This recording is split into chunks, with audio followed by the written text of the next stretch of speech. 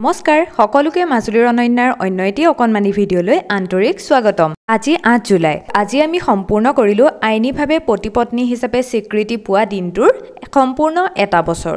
আৰু বিশেষ দিনটোকে বিশেষ কৰি তুলিবৰ বাবে আমি এয়া ৮ বজাৰ ফেৰী মাজুলীৰ পৰা ওলালো যোৰহাটলৈ বুলি। আৰু প্ৰথমেই আহি পালোহি এয়া টাউনতে থকা হনুমান মন্দিৰত। যিহেতু আজি মঙলবাৰ সেয়েহে ভাবিলো এবাৰ হনুমানজীক দৰ্শন কৰি যাওঁ। মই পিছে আগতে এইভাগ মন্দিৰলৈ একেবাৰে অহা নাই, আজি এই প্ৰথম আহিছোঁ। মই পিছে ভিতৰলৈ সোমাব নোৱাৰোঁ, সেইবাবে তেখেতকে যাবলৈ ক'লো। তেওঁ ভিতৰলৈ গৈ আমি লৈ অহা বস্তুকেইপদ আগবঢ়াই আশীৰ্বাদ ল'লে। ভিতৰলৈ সোমাব নোৱাৰি বেয়া লাগিছিল যদিও মই বাহিৰৰ পৰাই সেৱা কৰিলোঁ আৰু এটাই প্ৰাৰ্থনা জনালোঁ যাতে সকলো কুশলে থাকক, সকলোৰে স্বাস্থ্য ভালে থাকক, সকলোৰে মনবোৰ পবিত্ৰ হৈ থাকক। তাৰপিছত এয়া প্ৰসাদ লৈ আমি পোনে পোনে পালোগৈ স্মৃতি গোপাল হলত।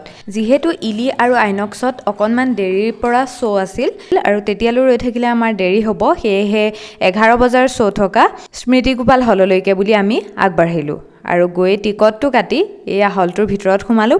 প্ৰথমতে ইমান ডাঙৰ হলটোত কেৱল আমি দুজনেই আছিলোঁ। অকণমান ভয়ো লাগিছিল যিহেতু আন্ধাৰ হৈ আছিল ভিতৰখন। পিছে লাহে লাহে এজন দুজনকৈ তলত 9জন সদস্য হ'ল। যিহেতু আমি ভাইমন্দাখন ওপৰৰ পৰা চাইছিলোঁ, সেইবাবে ভাবিলোঁ এইবাৰ তলৰ পৰা চাই চাওঁ।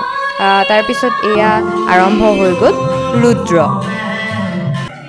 ৰুদ্ৰ চাবলৈ যোৱাৰ এটা বিশেষ কাৰণো আছিল আৰু সেই কাৰণটো হৈছে আমাৰ দেহী, মোৰ মাহীৰ ছোৱালী। তাইৰ মাকক যোৱা 6 মাহ আগতে হেৰুৱালে আৰু তাইক ডাঙৰ পৰ্দাত চাবৰ কাৰণে আমি সকলো ৰৈ আছিলোঁ। অকণমানি এটা চৰিত্ৰতেই হওক, কিন্তু তাইক সেই ডাঙৰ পৰ্দাখনত দেখাৰ লগে লগে মনটো একেবাৰে সেমেকি উঠিল, চকু পানী ওলাই আহিল। কিয়নো তাইক যদি আজি এই অৱস্থাত মাকে দেখিলেহেঁতেন কিমান যে সুখী হ'লহেঁতেন সেয়া ভাষাৰে বৰ্ণাব নোৱাৰি। ভগৱানৰ ওচৰত প্ৰাৰ্থনা জনাইছোঁ যাতে আমাৰ দেহীজনী এনেকৈয়ে আগুৱাই গৈ থাকক আৰু ভাল ভাল কাম কৰি যাওক। বহুত বেছি ভাল লাগিল চিনেমাখন চাই। যিহেতু ৰবিদাৰ চিনেমা সৰুৰে পৰা চাই আহিছোঁ আৰু এইবাৰ ৰুদ্ৰ চায়ো আমি ভালেই পালোঁ।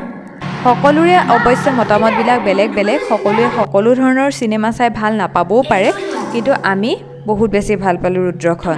যদিহে আপোনালোকে এতিয়ালৈকে চোৱা নাই তেনেহ'লে চাবগৈ দেই এবাৰ। তাৰপিছত এয়া ৰুদ্ৰ শেষ কৰি আমি আহি পালোঁ মাইনা ফাষ্ট ফুড। তাতে এয়া কিবা এটা খাই আকৌ লৰালৰিকৈ আমি আগবাঢ়িলোঁ ফেৰীৰ বাবে। আৰু ফেৰীত আহি থাকোঁতে আজি এটা বৰ ধুনীয়া দৃশ্য দেখিলোঁ, এজাক বনৰীয়া হাতী।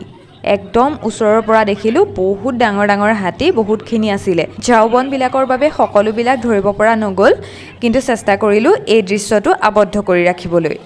আমাৰ আজিৰ বিশেষ দিনটো আমি এনেদৰেই পাৰ কৰিলোঁ। বিশেষ দিনবোৰ বিশেষ হৈ থাকক সদায়ৰ বাবে। ধন্যবাদ।